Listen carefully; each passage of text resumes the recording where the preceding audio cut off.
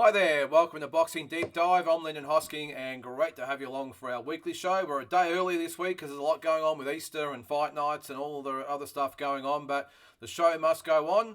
And speaking of that, I got my good mate Grant Tazzy Brown in the seat tonight. How are you, Tazzy? Well, thanks, Lyndon.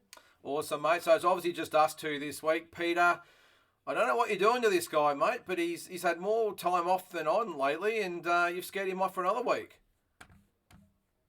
I guess when you're experienced like he is, and he's great at what he does. He's got a high opinion of himself in the boxing game, and when you meet someone who's just on another level. Well, you described him as you were his daddy at one stage, I think, didn't you? Yeah, I'm spanking him like I'm his daddy, mate. I mean, he's copped a few serious ass kickings, 5 in a row. Yeah. They were one each week. Yeah. He'd win one. But I've just gone to another level now. I think I'm in his head. I'm in his dreams. I think I'm everywhere, mate. I just hope I'm not in his head when he's in bed. But I mean, look, I'm doing a lot of mental games with Peter, mate, and it's all fun and games. But I just wish he'd just give up and say, Tazzy, you are superior with You're boxing knowledge to me. Yep. Yeah, no, well, it's been good, and everyone sort of misses the quiz. We've had a few comments lately in the last week or so because I think we missed 3 or 4 weeks, and last week a lot of people saying, hey, it's great to have the quiz back. So maybe what we can do, if he's going to be away, maybe we can invite someone on to do the quiz against you. I doubt anyone's going to beat you, but you never know.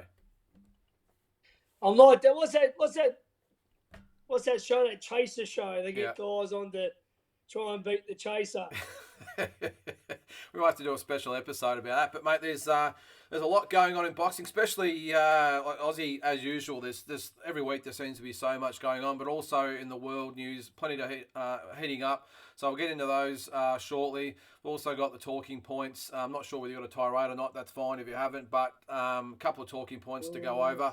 But yeah, obviously no quiz this week. So mate, we'll get into it. It's a bit of a shortened show this week with Pete not here. We'll get into the Aussie news. So big weekend for Team Moloney. Jason and Andrew both recording wins. We'll first get to Jason. He had a unanimous 10-round decision over Francisco Portillo from Mexico. Jason moves to 23-2 with 18 KOs. And mate, it was a great performance. I'm not sure whether you've seen it, but it was just a really good, solid 10-round performance and got the ring rust off, and he looked great. You know, awesome boys, mate. As I said, very dear friend of the Molonies and big fans because, I mean, they get it done, mate. They go on the road. They fight regularly. They're always in camp. They're not in camp to lose weight. They're in camp to learn each camp. And, look, Andrew and Jason are what Aussie fighters are all about. And, mate, I just want them both to see him get that world title shot again, mate. But very happy for both the guys. And Jason looked really good, mate. Yeah. I did see that he's now ranked number 4 with Ring Magazine, which is obviously the rankings we go off. So that's great for Jason. And look, he's had 2 cracks at the world title. Really unlucky. The first attempt was against Emmanuel Rodriguez. That was probably the real opportunity for him. But Rodriguez fought a really good fight and got off to a really good start.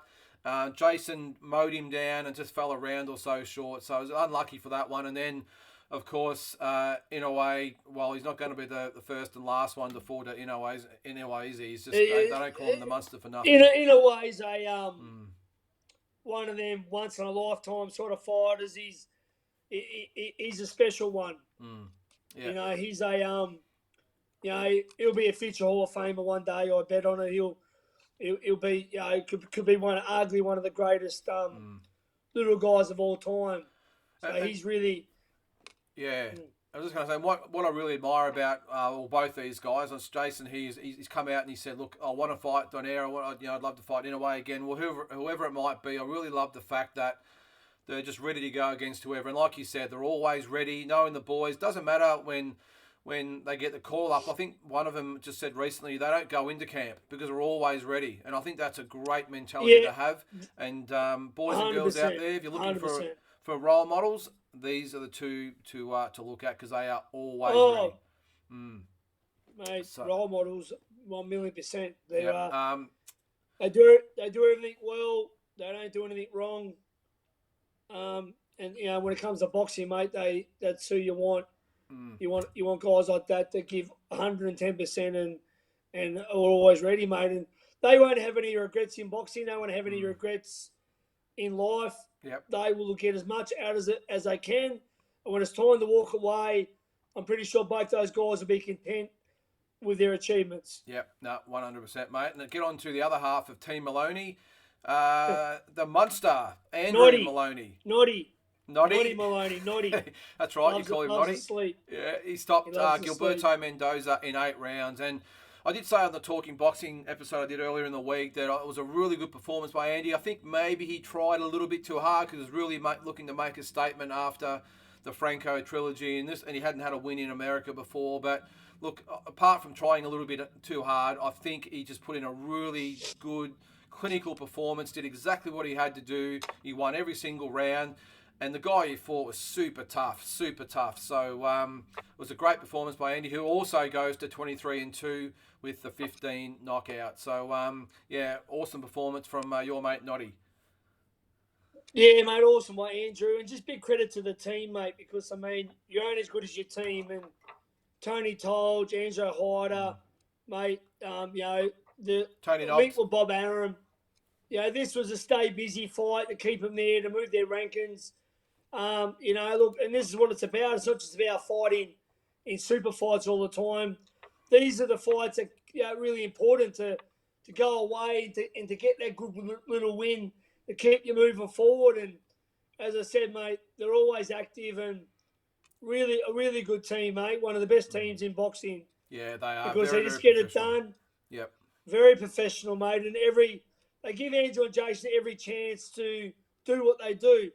Yes, they got to do the fight in the training, but without the schedule of Tony Tolge and Andrew Hyder of getting them their shots and fights like this are important. It wasn't a world title fight, but you know what? It was a good, stay busy fight, and they both had to win.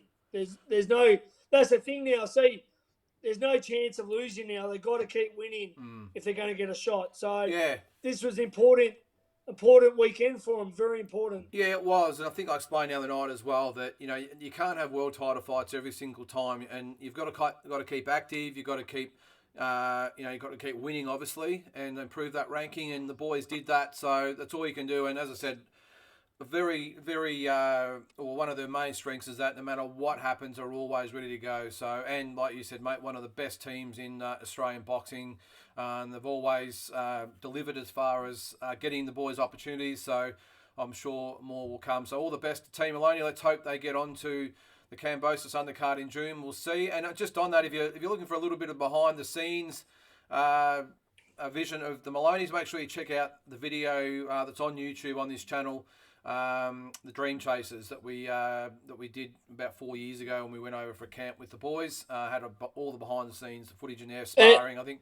And Lyndon, I think we touched on it before, but for those that are new to the program, I just want to say what a massive part yourself, Linda Hoskins, had in the Moloney's career. Promoted them for many of their early fights.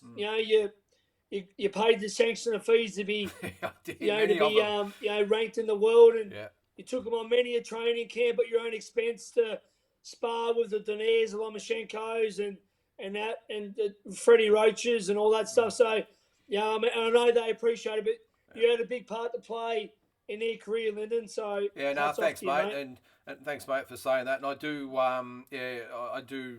cherish the fact I was a part of the early stage. I think I promoted 8 or 9 fights of the boys in that sort of middle part of their career when they were sort of building. And the training camps as well. Yeah, and that was great. And again, if you watch that video, that was the one. You haven't shouted me a free trip yet, mate, but I'll just chuck that in there.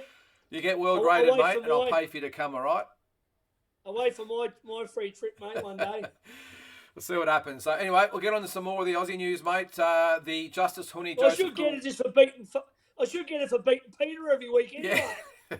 You never know. Maybe that could be the prize at the end of the year. We'll see what happens. But Justice Honey, Joseph Goodall's been rescheduled for June 15th, Nissan Arena in Brisbane. Justice Honey 5-0. Hasn't actually fought for a while. I didn't realise it was that long. It'll be going on 12 months by the time he fights. The last one was against Paul Gallen, of course. Joseph Goodall just had the recent fight. He was the busiest guy ever. It's just injuries, COVID. Yeah. Yep. Yeah. So you can see there, someone's O has got to go. DNL events in conjunction with Tasman Fighters. It will be on main event. So you can see there, June 15th. So that will be a ripper because Joseph Goodall's got a very, very good amateur pedigree, just like Justice Honey, of course. And obviously he's got an even superior record to Honey at this stage. So it should be a ripper, that one. No, mate, it's a great fight, mate. And great to see. Great to see it happening, mate. They're not shying away. Stevie Scanlon's a good mate of mine who manages Joe Goodall. Shout out to Stevie. And obviously, DNL events, mate. Dean Lonigan, great what he does. And obviously, the Tasman Fighters. I don't actually know the guys, but I can obviously say, what a great job they do. And hats off to them guys. And, yeah. Yeah, Mick Francis and the crew doing really good things up there. Each promotion gets better than the last, and he's learning the caper. So some big things coming from Tasman/DNL this year, I would think.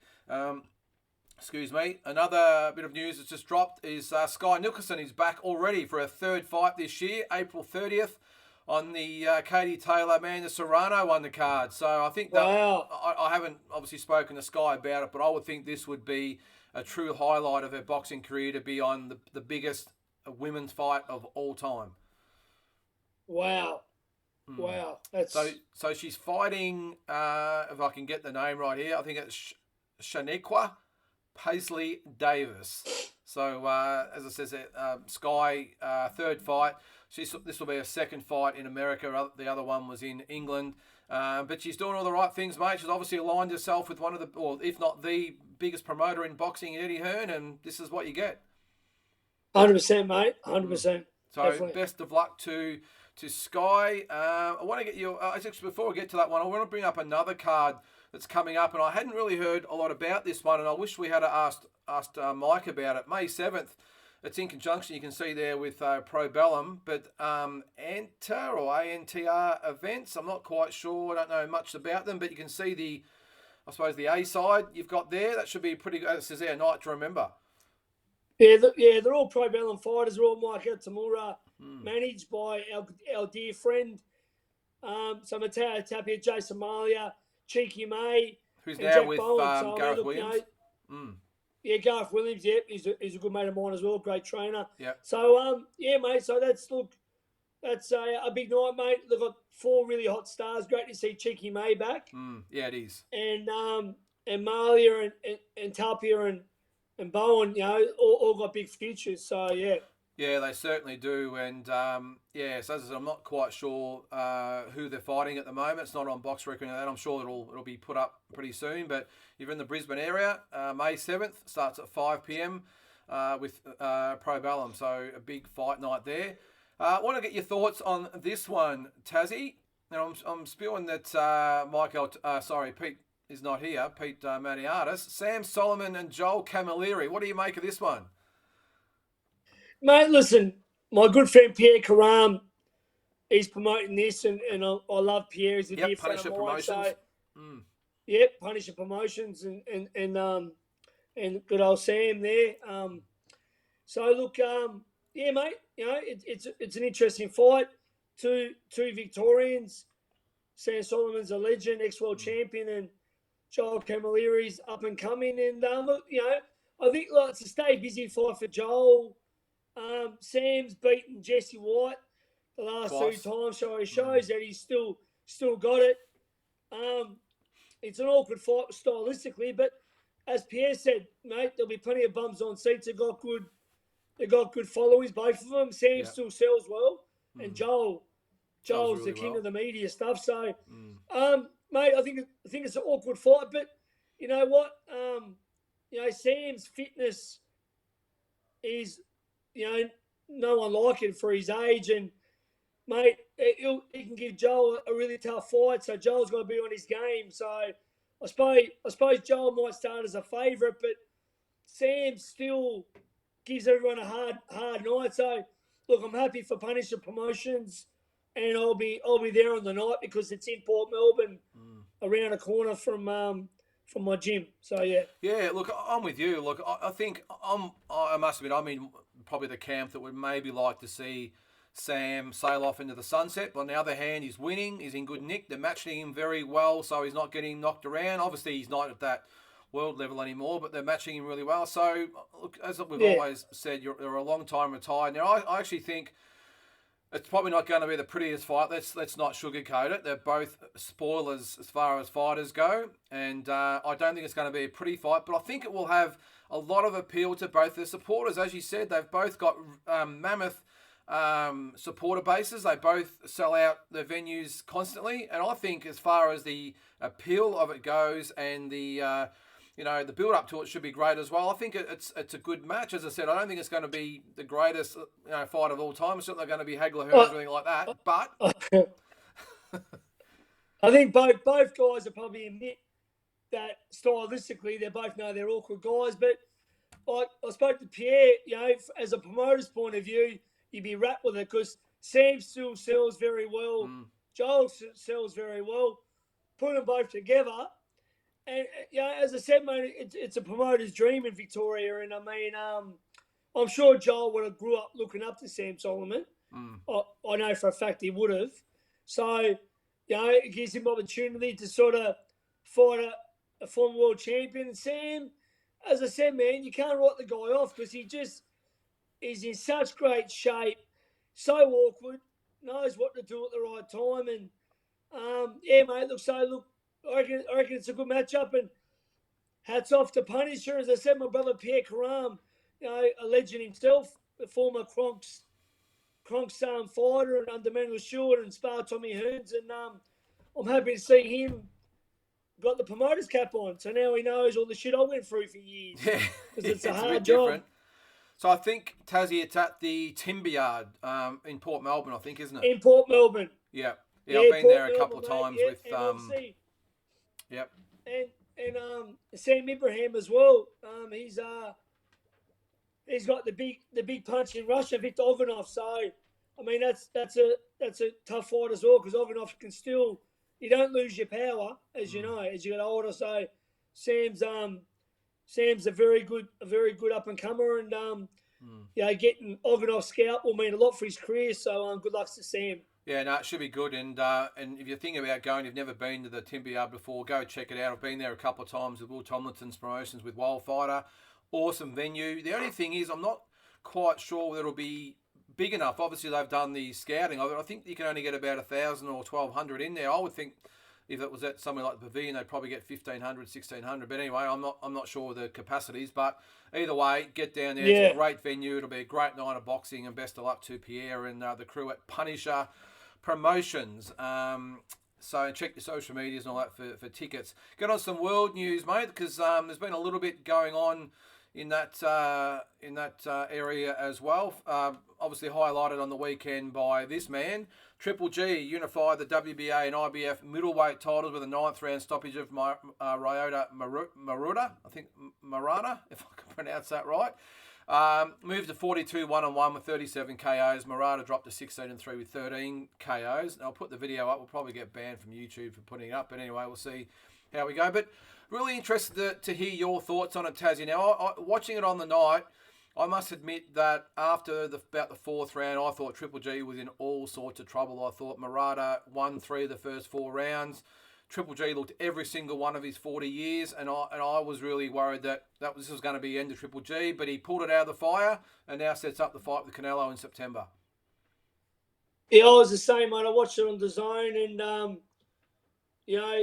for the first round, he started off okay with the jab, but then Murata started hurting Triple G to the body and putting Triple G on the back foot a bit, and I was really worried. I thought, geez, like a legend's going to be brought undone, like a lot of legends through his age. And I thought Maruta was starting to really bring it on Triple G, and Triple G got hit with a lot of shots, but I was rapt to see that he pulled it out and landed that big right hand and knocked Maruta out when they threw the towel in.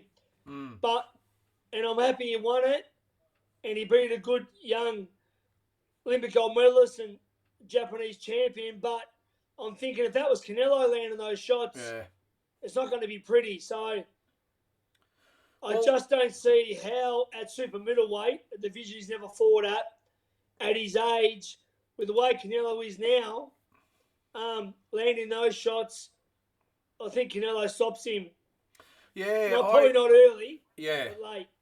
Yeah, I'm with you, mate. I was really concerned, and I'd never really seen it before, where he was constantly getting hurt by body shots. And Murata fought a really good fight, by the way, because he stood in centre ring, and as you know, Triple G is most effective coming forward. And if you get you on the back foot going, on the back foot, you're in all sorts of trouble. But Murata really stood his ground, really matched Triple G for power and volume and everything else, and really as you just said, then I thought the first round of Triple G, I thought the next three were for Murata, but.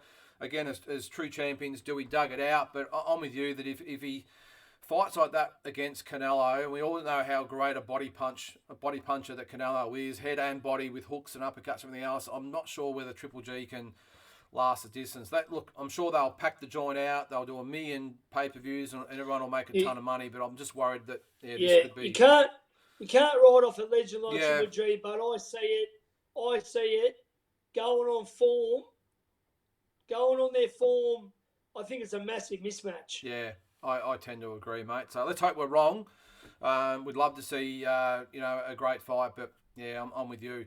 Let's get on to another fight on the weekend. Ryan Garcia returned with a 12-round decision over Emmanuel Tago. Look, I only saw highlights of it, I will say, so I can't probably comment too much on it. But look, he looked like he just did enough to get the job done.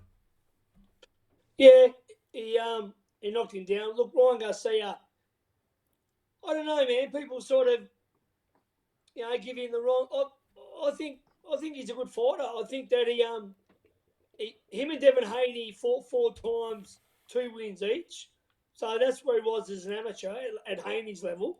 And the fight before, he beat the very good Englishman, former Olympian. So, I mean, he had a layoff and all that. I don't know what went on there. But, mate, he's in the mix. I'll tell you now, his speed and his left hook. Yeah. He's in the mix. I really do. I think he's in the mix, mate, with all the guys. I like him, mate. I think he's good. He's fast. He's got a great left hook.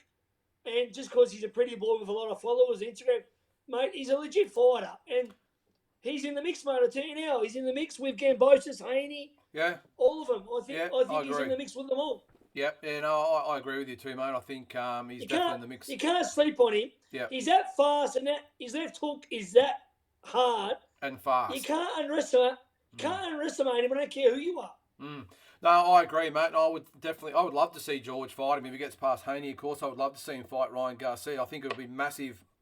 They'd probably have to do it in the States, I'm probably thinking, because that's where Garcia is. I'll tell you now, Lyndon, if I had George beats Haney in Australia, ticks off the dream of filling out Australia and getting the win, the best way for George to become an American superstar is to fight this guy, and it's a winnable fight. Yeah. Fighting Tank Davis is a little bit different, but fighting this guy for risk first reward, then that's it. He goes and beats Garcia. Gambosis will be recognised. It'll be recognised by everyone in the world, not just about being a fighter. He'll become an instant celebrity. Yeah, and I think that the pay-per-views over there would be quite substantial too, which would be great, huge. Obviously, money-wise. Yeah, and this guy's a star. Yeah. Well, the thing is, legacy-wise, it'd be great to see him fight Lomachenko, and I'm sure he would want that too. But again, this is a business. What is the biggest fight? This would be it, I would think. That's what I'm saying. Business-wise, 100% he'd want Loma. But I'd take this guy first if he beats Haney. Yeah. Because this guy, it's just a different thing. Like, you can be a boxing champion, he can be a superstar. Yeah, this guy hasn't had the belts yet, but you know what? It's not. Sometimes it's just the way it is. It's no use crying about it. Sometimes you just got features you're a rock star, and that's the way it is. I mean, it is what it is. Yep. All right. Well, he went to 22-0 with 18 KOs, so he's definitely in the mix. You would think after this one with whoever wins. Well, people shouldn't be jealous of him because he's good looking and he's got followers. But the guy can fight though. He's not a spastic that can't fight. he can fight, mate. So I think there's a bit of jealousy when it comes to this guy. Yep, no, I agree, mate. Another fight on the weekend that I saw, which was just crazy, was this one. Sebastian Fundora, he won the WBC interim super welterweight title with a stoppage of Erickson Lubin. It was, yeah, that's right. I feel sorry for Lubin. Yeah, it was a bit hard. He got busted up in the end. It was a ripper fight. Australian fans will probably remember Fundora for his fight with Daniel Lewis a couple of years ago. He beat Daniel over 10 rounds. And I think he is the tallest super. That's probably one of our talking points as well. Like it's not guaranteed that but then he could, the WC could threaten him with this guy. Yeah. So if you're going to drop a belt, it depends what belt you're willing to drop. Yeah, exactly. So I'll be interested to see. And I was just going to ask you about that in the talking points about Tim, because this guy's obviously put his hand up and said he wants the winner. And then you throw in Crawford as well, who wants the winner. So who knows? It could be a little bit longer than we thought. Nothing's guaranteed. I mean, I think Charlo might probably take Tim because it sells better because of his name and that. Yeah. But this guy is a big awkward fucking set. Yeah. Yeah, well, he went to 19-0 with a draw with 13 KO, so he's going to be a handful for anyone, this guy. But nothing's 100%, mate. If Charlo wins or Castana, no one's a guarantee for that fight. Yeah, well, it'll be interesting to see what happens there, and we'll talk about it a little bit more in a second there in the talking points. One more fight that was on the weekend, which really surprised me. I must admit, again, I only saw the highlights. It was Shane Mosey Jr. beating Gabriel Rosado. Now, Gabriel Rosado hasn't got the greatest record in the world. He's 26-15, but one thing about him, he's never in a bad fight, and he gives, whether it's the top ranked or the lower ranked, no matter what they are, they're always wars, and he gives everyone a hard fight. Yeah, he does, mate. I'm happy for Shane Mosey Jr. And obviously, he's getting better as it goes on. He's had a few losses. It's not all about, you learn from your losses, like the old-time fighters. And I'd like to see him keep going and going, mate, because he started off with not much really I don't think that much of an amateur career, so yeah. Yeah, pretty, again, like all the sons of famous fathers, it's pretty hard to measure up. And who can forget he fought David Toussaint on the Pacquiao Horn undercard in Brisbane. And actually, I remember meeting him at in the lobby, and a really nice young guy. But I remember thinking, mate, I'm pretty safe to say you're not going to measure up to your old man. And look, let's face it, he's probably not going to. But to beat Rosado, I thought was a really good step in the right direction, and good luck to him going forward. That was a really good fight between him and Toussaint, wasn't it? It was, yeah, it was. Yeah, it was a really good fight. And it was a shame that Toussaint had to retire after that. He had injuries, I think. I'm not quite sure, but that's boxing for you. Some fights coming up, mate. Big one this weekend. Errol Spence Jr., Yordanis Ugas. I think this will be a great fight. It's on, see there, it's on main event. I think it's $29.99 to buy it, so check that out. But what are your thoughts on this one? I hope you're buying it, Lyndon. Yeah, I don't think so. I've actually got to do our research, mate, so I'm sure I'll have to buy it. Maybe I'll try and get a stream somewhere. We'll see how we go. Break out the piggy bank. Yeah. What are your thoughts? Who wins? Oh, mate, I'm probably going to be like a lot of people, I guess, and go with Spence. I mean, no, August, it's a lively opponent, but I just don't see anyone besides Crawford at the moment beating Spence. But look, it's a good fight.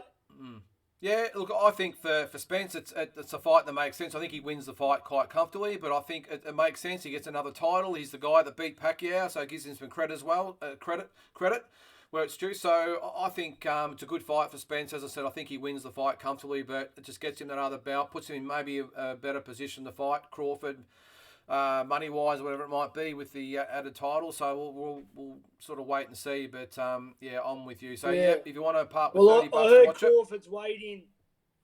I heard there's an offer from Al Heyman to sign Crawford, and I heard that Crawford's waiting for this fight to be over before he does it. So. All right, let's hope you're right, mate. One other fight that's happening this weekend, not the biggest fight in the world, but still with interest. It's Conor Benn up against Chris Van Heerden. So what do you think? What do you make of Ben, Tassie? He's obviously it's in Manchester, England this weekend. Do you see him as a player, or do you think he's not quite ready to step up yet? I think he's getting better and better, and I think that if you had him, you'd sort of just wait a little bit longer until Spence and Crawford move up. I mean, you wouldn't be any rush to fight either of those two because they're special. So probably not long until they go up a weight and then the belts become free. So I think they keep doing what they're doing. He's not ready for even them two guys yet. Yeah. And then you got Jared Boots Innes as well. It's a tough division. Yeah. And you got Virgil Ortiz. So it's, But, mate, he's going along okay. Yeah, no, and there's obviously talk about him fighting Cal Brooks, so we'll see what happens there. But, I'm with you. He's probably... I think Eubank's going to get that one. Yeah. Oh, sorry. Is that what I... Yeah, Eubank, sorry. Yeah, sorry, my fault. Yeah, I think that's right. Was there talk of Conor Benn fighting him as well? Or was that... there was a mention as well.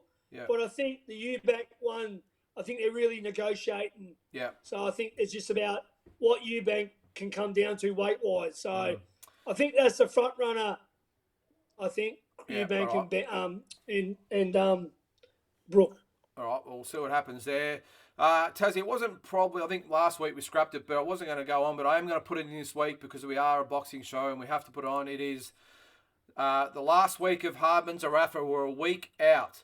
Now, I did explain on Talking Boxing the other night, we didn't have this episode last week for different reasons. We've obviously been pumping this fight up for about 12 weeks now.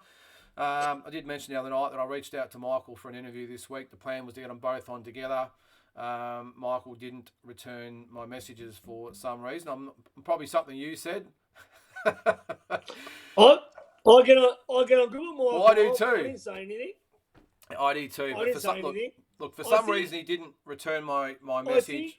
I think he spoke to Wade Ryan, and Wade Ryan said, "Don't talk to Lyndon." And I think there's a movement against you, Lyndon. They're trying to blackball you. So I think, it'll only get worse. But no, look, I did say it was really surprising that Michael didn't return my message. As I said, I wanted to get them both on, either both on together or separately. And for one reason or another, he didn't return my message, which is very unlike Michael. If you know him, he's normally on point. But it is what it is. He came to my fundraiser. Was one of the first people for the bushfires, mate, to put his hand up, and he came and. Yep. I mean, he was awesome. You know what I mean? Yeah. So I'm not sure what happened there. Mate. I can't say. I don't know why. Oh, look, it's water off a duck's back. But that's the reason why we didn't have the show last week, and I was to and fro about this week. But at the end of the day, as I said, we've got to report it. My initial thought was, well, if that's the way it's going to be, well, we won't promote the fight. But that's not the way we roll. But one thing I did say, Tassie, and I'll stand by it 100%, is that I'm assuming I'm speaking for you as well. I'm never going to not have my say and state my opinion just in case I might hurt the feelings of a boxer or a trainer or promoter. That's not the way I want this show to roll. So no doubt we're going to offend people along the way and upset people and not have the same view. All that, so I understand that. But I did say the other night, there's a lot of social media sites out there that do exactly that. They play it safe and are user-friendly, as I said. They'll do whatever it takes to keep everyone happy and toe the line. I don't want to be that way because I want to speak as a fan, not just a host. And as I said, I'm not going to hold back just because it might touch a nerve with someone. I'll probably offend more people than you, Lyndon, to be honest with you. Yeah, probably. But, and this is not just towards Michael, of course. I'm hoping there was maybe a reason. But, as I said, this is not the way this show is going to roll, and that we're going to be scared to offend someone. That we're always going to not upset somebody, but we're always going to... Hey, Peter doesn't like upsetting the apple cart, does he? Well, he's in the industry, so he's got to play the straight bat. We don't. Well, you're sort of in the industry. I'm not. I'm in the industry as well. I am. I'm in the industry. Yeah, but I'm not a promoter and out at the moment and whatever. So, look, end of the day, I'll leave it up. I know. Fuck. But I'll leave it up to some of the other sites out there to be all nice and warm and fuzzy and say what they want to say and all the rest of it. That's not the way we are. We're going to have our to say. Lyndon. Yes. Lyndon. You've earned the right as a champion Olympian and a promoter to speak your bit. Mm-hmm. I've earned the right as a former Oz rep, unbeaten professional promoter, manager, trainer. We've both got the rights. If you haven't fought and you haven't done fuck all in the sport, you haven't got the right. Shut your mouth. Yep. We have earned the right to say what we want. People get offended, boo fucking who. Yeah, I'm with you, mate. And that's why, as I said, I'm not, no matter if something's said, whether it's Michael or whoever else, not going to back away. And I did say we've had a crack at a few different fighters over the journey. Like you do in the ring, slip, weave, block, whatever you got to do, just get over it. Let's move on, and we're all in it together. So I'll just quickly go over. Sorry, Tassie, I just want to quickly go over the biggest fights they've had. So this is our last segment, of course, for the road to Zerafa and Hardman. You can see there, just a quick look at Michael's.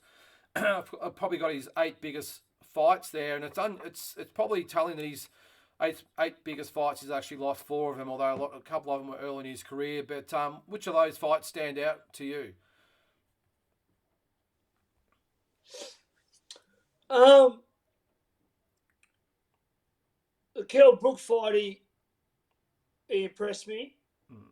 In a loss, but he gave Kell Brook some good moments. He hit Brook a lot, and he weathered a storm early. Obviously, the KO Jeff Horn, which I was there for that one, and the loss against Jeff Horn, which he almost had Horn out of there in round 9. Obviously, they're the standouts for me.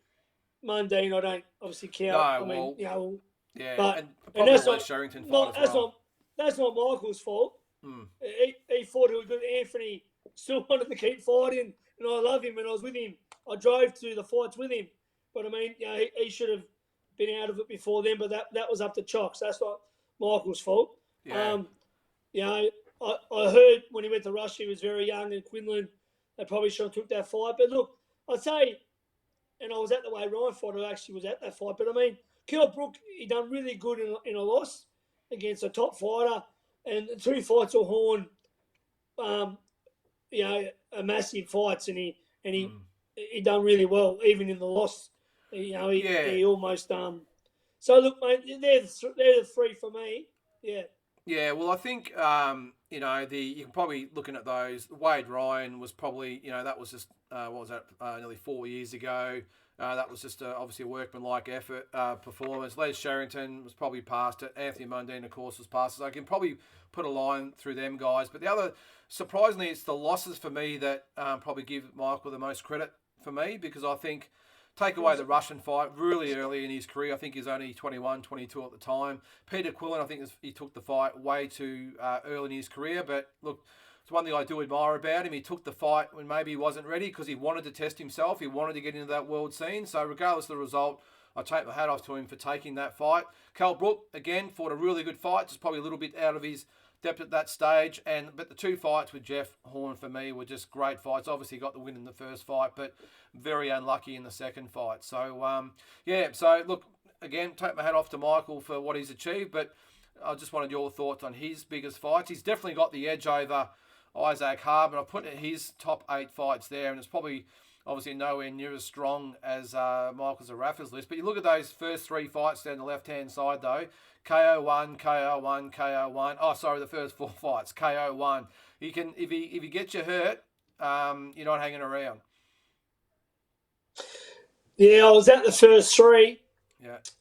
Saw him up close and personal, and mate, he's fought everyone he's at the fight.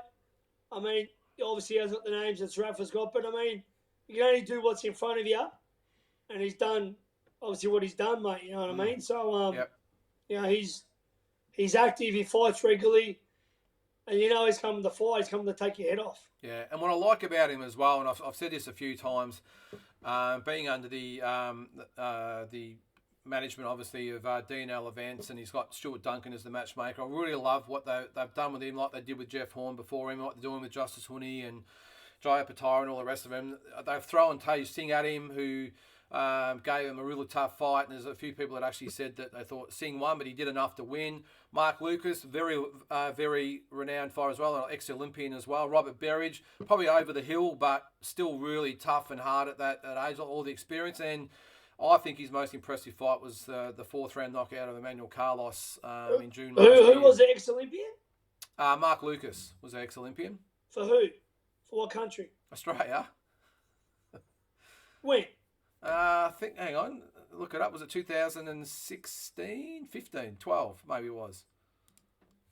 Look it up. Nah. What way? Hang on. Maybe I've have I jumped the gun there? Mark Lucas. I can't find him on here.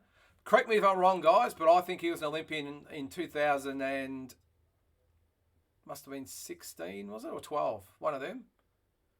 Anyway, wasn't maybe I'm 12, wrong. mate. Huh? I think you are wrong, brother. Okay. I've never heard his name as an amateur Olympian, brother. Okay, all right, well, maybe I'm wrong. But either way, very accomplished, multiple Australian champion as an amateur, so we'll just call it that. Maybe I'm wrong. Yeah.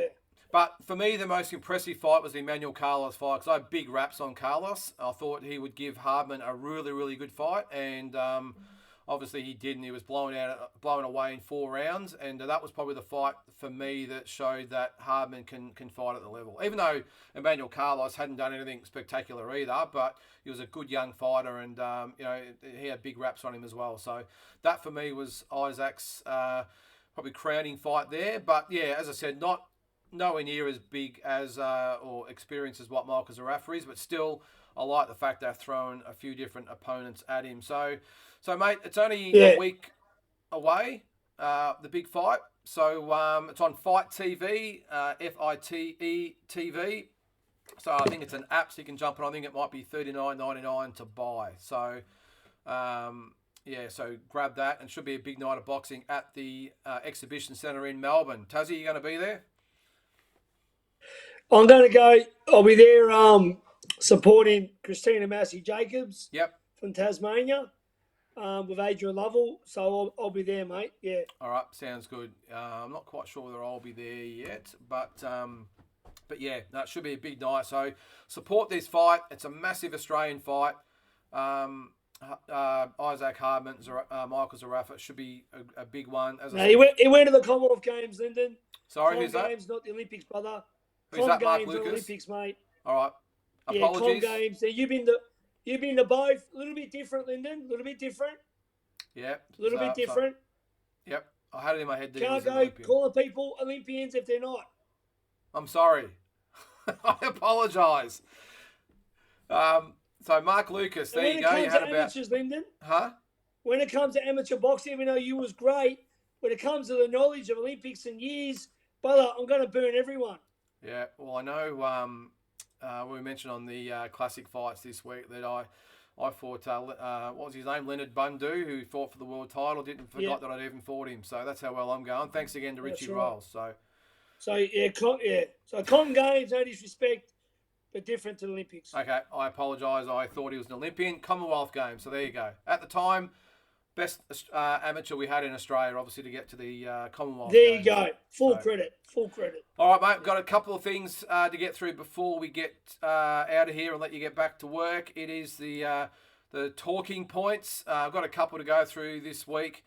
I've left a couple off because I like Peter's input as well. It's always good when you've got someone else in the mix as well. But I'm going to throw this one at you for starters, mate. This is one of the things that crossed my mind when I was watching the Triple G fight on the weekend, is that you get what you pay for with the Zone. Now, I know it's only $2.99 a month, mate, but I've got to say, it's a struggle to watch it. Before I let you answer that or comment on it, I want you to show this, and this is one thing I really miss.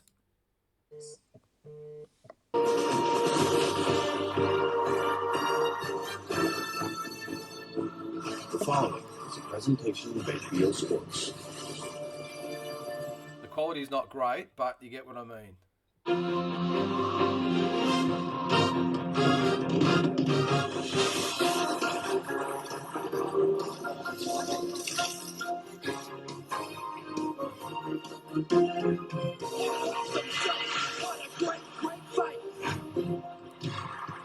Mate, that's what I miss. HBO Sports. Now, watching that fight on the weekend, as I said, I know it's only $3 a month, so don't come at me. What do you expect for $3? But, mate, the footage was not great, and the commentators sounded like they were sitting in a lounge room or something back in England somewhere. Mate, it was really hard to get into the spirit of the fight because it was a really good fight, but I really struggled to get into the atmosphere of it all and the emotion of it all because it was as flat as a tack. What did you think? Yeah, same. You can't beat those days, mate. You can't beat them. Yeah, I don't know. Look, mate, maybe we're showing our age, mate, but I watched that and I'm thinking we're like in every other facet of technology over the years and every other sport, the telecast or the broadcast of it all has got so much better. We've got better commentators, better camera angles, more ways to watch it, everything else. But boxing for me seems to have gone backwards. I mean, I remember a couple of years ago watching Canelo fight. It might have been Sergio Kovalev, I think it was. We had an hour of just watching a blank or an empty ring. No commentators, no vision, no sound. And then when it came on, it was bizarre. And as I said, I would much prefer to pay for it and get something like HBO's boxing back, because that's what we were raised on. HBO boxing, of course, Showtime boxing came in. But who can forget Larry Merchant and Barry Tompkins, and they had Sugar Ray and George Foreman, Roy Jones Jr., mate? I would do anything to have those days back, because that DAZN, excuse the French, was shit. Even USA Fight Night with the champ, Sean O'Grady. Yeah. Like, mate, look, it's gone backwards. I mean, that's right. Everything's evolving.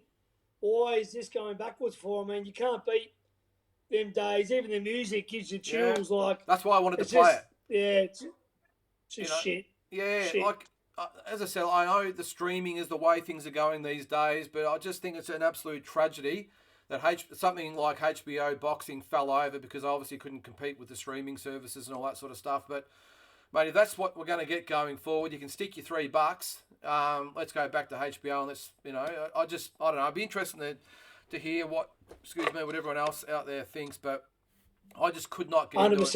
Lyndon. Just could not get into it. It was 100%. just flat as and it's not the only time it's been. And the thing that gets me, I know everything costs money, but the commentators, it's obviously an English-based company, so they have all the English hosts and commentators, but I don't know. Maybe I'm reading too much into it, but I just cannot get into it, mate. So HBO, if you're watching, executives, please come back because we miss you with the 24/7s and everything else. But anyway, mate, one last talking point before I let you go. We did touch on it earlier.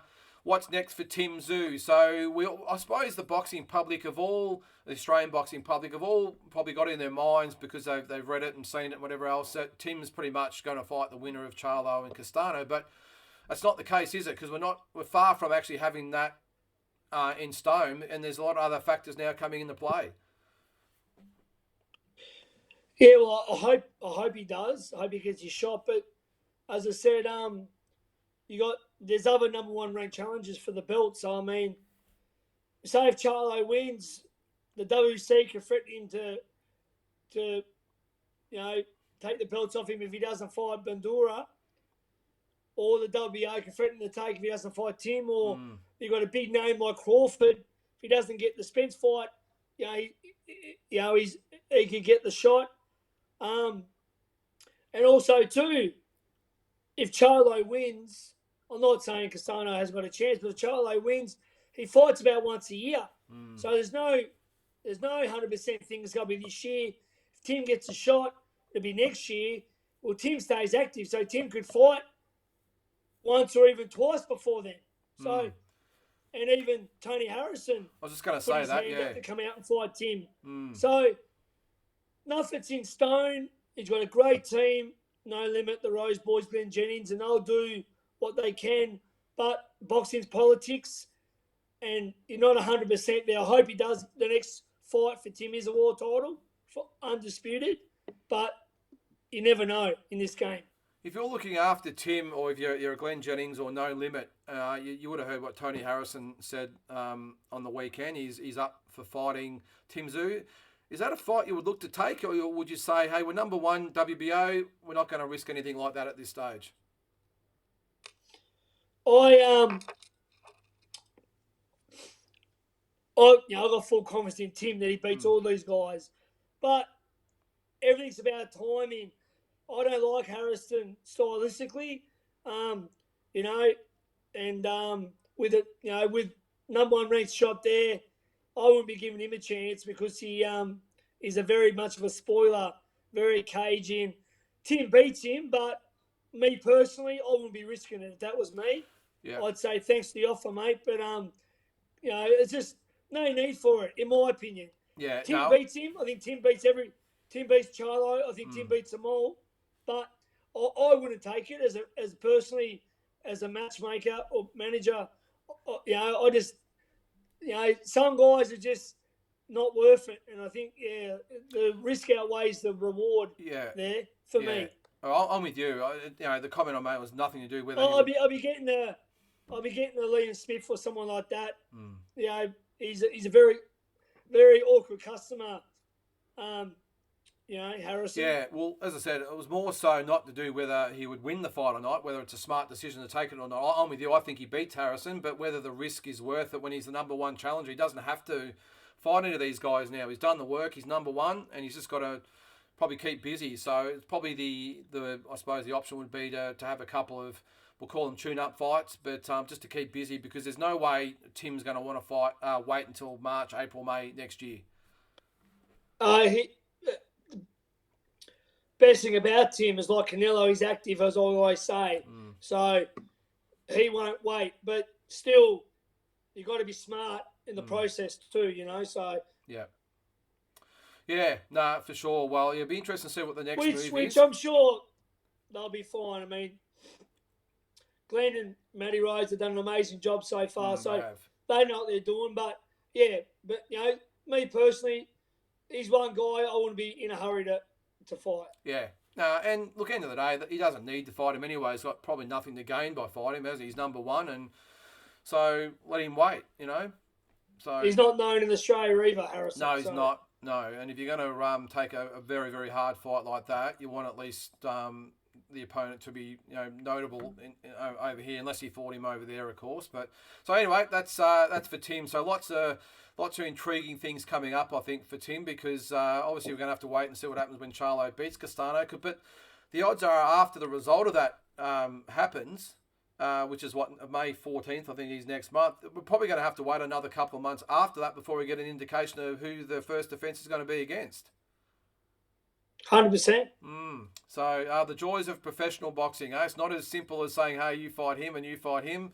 A lot of balls in the air, isn't there? So we'll be interested to see what happens. They're in control in America, so they're calling the shots, mate. Yep, for sure.